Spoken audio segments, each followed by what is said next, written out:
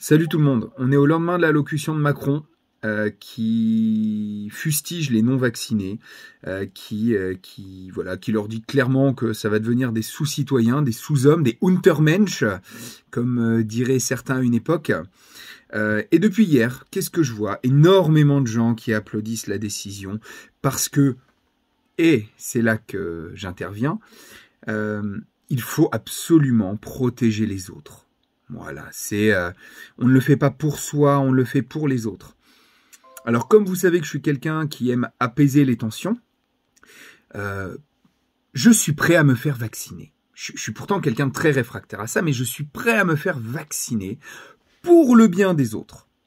Mais à une condition, c'est que vous aussi vous agissiez pour le bien des autres. Alors, j'exigerai à partir de maintenant que les personnes vaccinées ne change plus de portable tous les ans.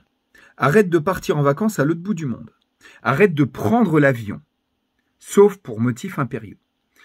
À manger uniquement local, de saison et bio. À remplacer leur SUV ou leur grosse bagnole par une petite voiture économique en carburant. À utiliser les transports en commun, le vélo et bien entendu à pratiquer le covoiturage. À consommer vrac et zéro déchet ou presque. À privilégier le seconde main et non pas le neuf.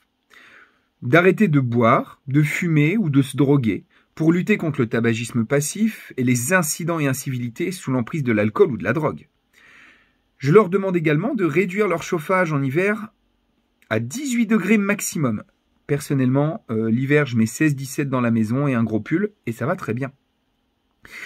Je leur demande également de manger plus que 2 fois maximum de la viande par semaine.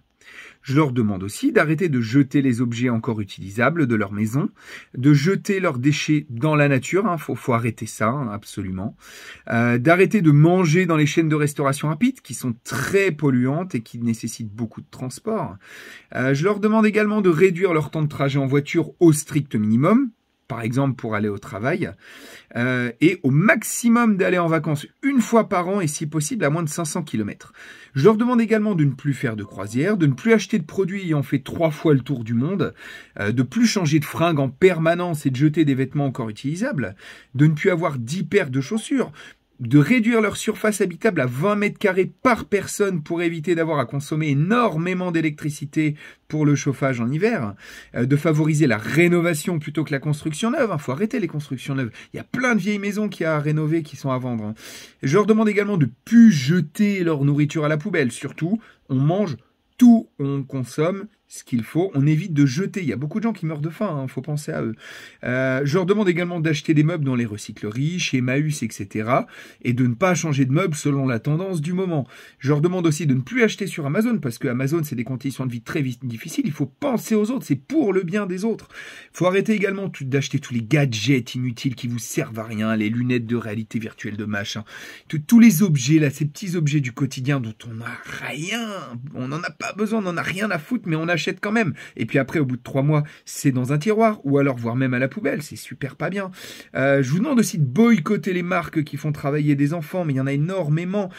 Du coup, évitez d'acheter des voitures électriques, parce qu'il y a beaucoup des composants, notamment le cobalt, qui sont extraits des mines au Congo ou d'autres pays ainsi, par des enfants. Voilà. Je vous demande également d'arrêter d'acheter, par exemple, des noix de cajou, parce qu'il y a beaucoup des noix de cajou, quand elles sont récoltées, ça crame les mains des femmes qui le font.